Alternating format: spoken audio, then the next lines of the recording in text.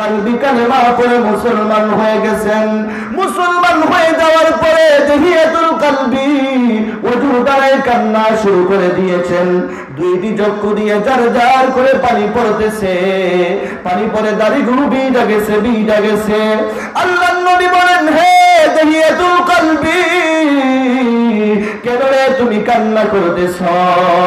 আমরা তো তোমাকে জোরপূর্বক মুসলমান বানাই নাই, তুমি ইচ্ছা করে মুসলমান হয়েছ, এরপরে রে তুমি কেন কান্না করতেছ?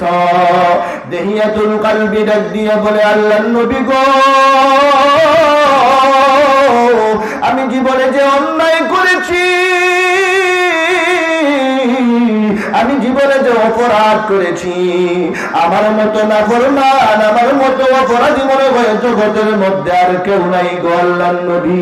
এই জন্য আমি কান্না করতেছি, আমার আল্লাহ আমাকে ক্ষমা করবেন কিনা।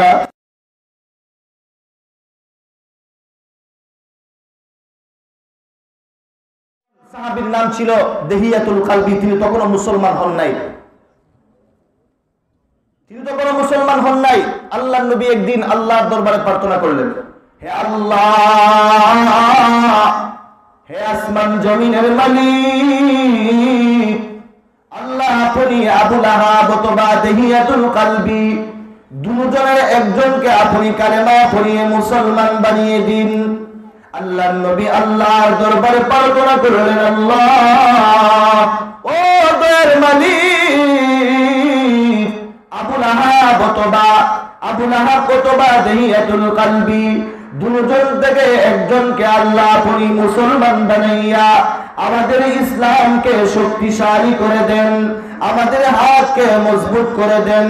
আল্লাহর নবী দোয়া করেছেন। আল্লাহর নবী দোয়া তো বেতা যাবে না, আল্লাহ দেহিয়াতুল কালবির শানে আমার মায়ের নবীর দোয়া মঞ্জুর করে নিয়েছেন, কবুল করে নিয়েছেন। ও মুসলমান, আল্লাহ বিশ্ব নবীকে জিব্রাইলের মাধ্যমে জানিয়ে দিলেন, আল্লাহর নবী গো, আগামীকাল দেহিয়াতুল কালবি মুসলমান হওয়ার জন্য আপনার দরবারে আগমন করবে। আল্লাহর নবী যখন সংবাদ পেয়েছেন, সংবাদ পাওয়ার সাথে সাথে সাহাবায়ে কেরামদের ডাকছেন, হে সাহাবায়ে কেরাম, সুসংবাদ শুনো, আগামীকাল দেহিয়াতুল কালবি কালেমা পড়ে মুসলমান হওয়ার জন্য আমার দরবারে আগমন করবে। তোমরা তার সাথে সুন্দর ব্যবহার করবা, সুন্দর আচরণ করবা, তার সাথে কিন্তু তোমরা দুর্ব্যবহার করবা না। সুন্দর করে তারে আমার কাছে নিয়ে আসবা। সকালবেলা যখন দেহিয়াতুল কালবি মুসলমান হওয়ার জন্য আমার মায়ের নবীর দরবারে আগমন করছে, সাহাবায়ে কেরাম দেহিয়াতুল কালবিকে সম্মান দিয়া, দেহিয়াতুল কালবিকে ইজ্জত দিয়া আল্লাহর নবীর কাছে নিয়ে গেছেন। আল্লাহর নবীর কাছে নিয়ে যাওয়ার পরে আল্লাহর নবী দেহিয়াতুল কালবিকে সম্মান দিয়া, দেহিয়াতুল কালবিকে ইজ্জত দিয়া আমার মায়ের নবীর গায়ের মধ্যে যেই চাদর ছিল, যেই চাদর নিয়ে আমার মায়ের নবী মেরাজের মধ্যে যাইয়া আমার মহান মাওলানার সাথে আল্লাহর সাথে সাক্ষাৎ করেছেন, ওই চাদর মুবারক আমার মায়ের নবী জমিনের মধ্যে বিছিয়ে দিয়েছেন আর বলতেছেন, ওরে দেহিয়া, তুমি আমার চাদরের মধ্যে বসে যাও। দেহিয়াতুল কালবি বিশ্বনবীর চাদরের মধ্যে না বৈশা চাদরটাকে হাতের মধ্যে উঠাইয়া চুমুকাইছে আর বলতেছে, আল্লাহর নবী গো, আমি এই চাদরের মধ্যে বসার উপযুক্ত নই গো আল্লাহর নবী।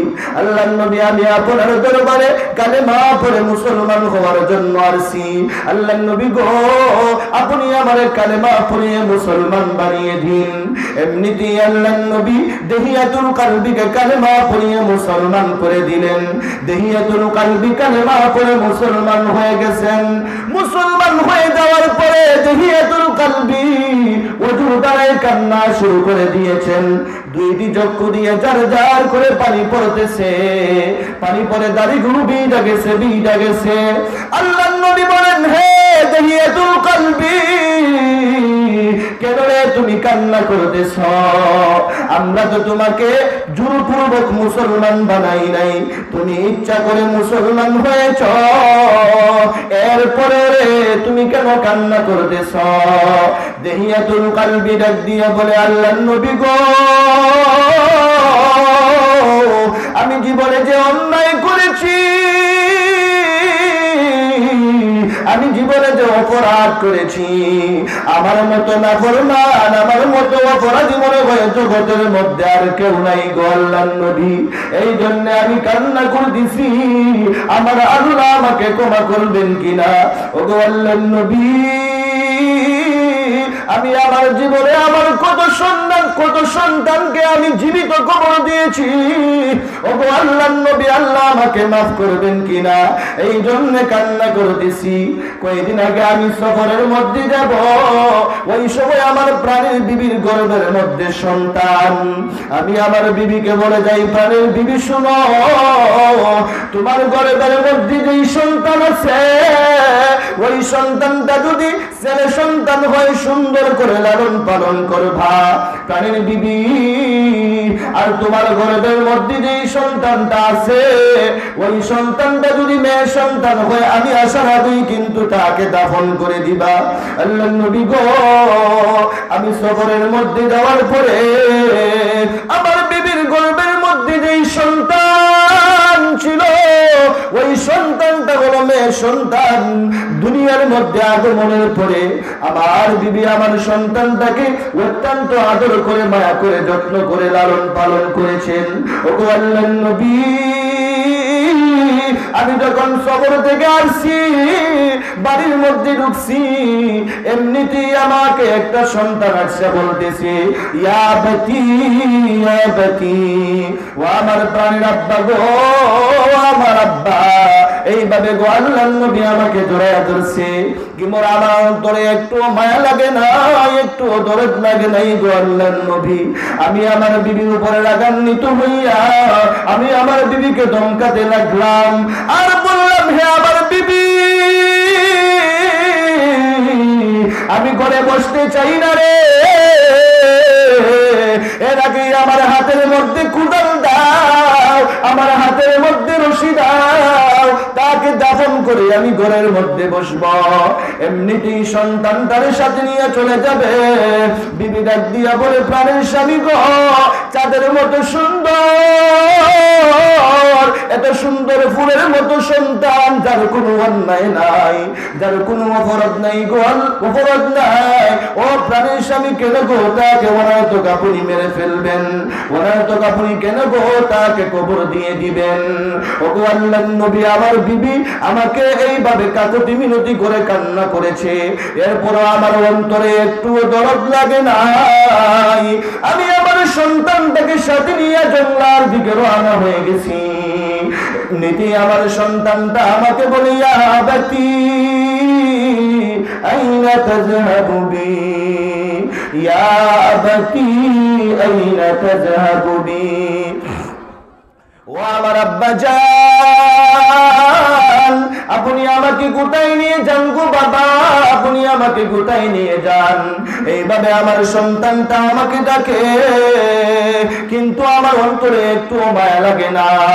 আমি জঙ্গলের মধ্যে যাইয়া গর্ত খনন করতেছি, আমার গায়ের মধ্যে ধুলা বালু লেগেছে। আমার সন্তানটা আমাকে ডাক দিয়া বলে, বাবা, ও আমার প্রাণের বাবা, কেন গো আপনি গর্ত খনন করতেছেন?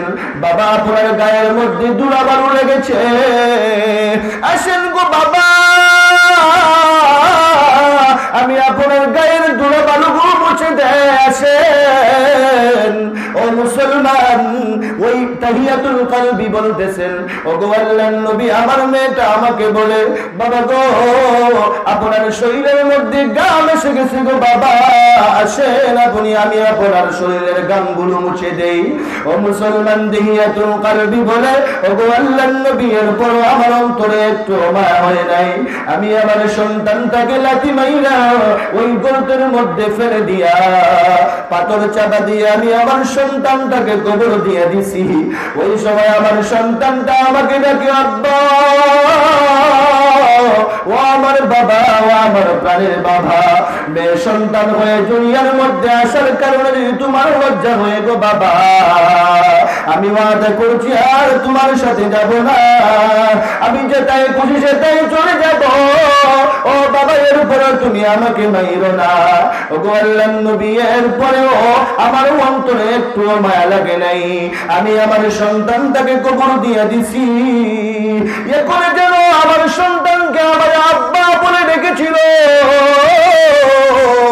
ওই শব্দগুলো যখন আমার কানের মধ্যে এখনো বাজতেছে। ও গো আল্লাহর নবী, আমি এত বড় বড় অপরাধ করেছি, আল্লাহ আমাকে মাফ করবেন কিনা এই জন্য আমি কান্না করে দিছি। ও মুসলমান, এই মুহূর্তে আল্লাহ রাব্বুল আলামিন জিবরাইল পাঠালেন। জিবরাইল, যাও আমার নবীকে জানিয়ে দাও, আমার নবীকে জানিয়ে দাও,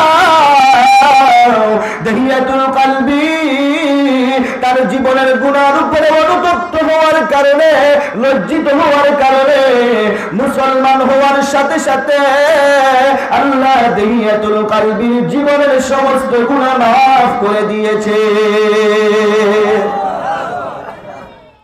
সম্মানিত হাজিরিন, দহিয়াতুল কলবি কালেমা পড়ে মুসলমান হওয়ার সাথে সাথে আল্লাহ তার জীবনের গুনাহ মাফ করে দিয়েছেন। তাহলে বোঝা যায় গুনাহ করতে করতে পাহাড় পরিমাণ গুনাহ করলেও মাওলার দরজা খোলা। কথা ঠিক কিনা?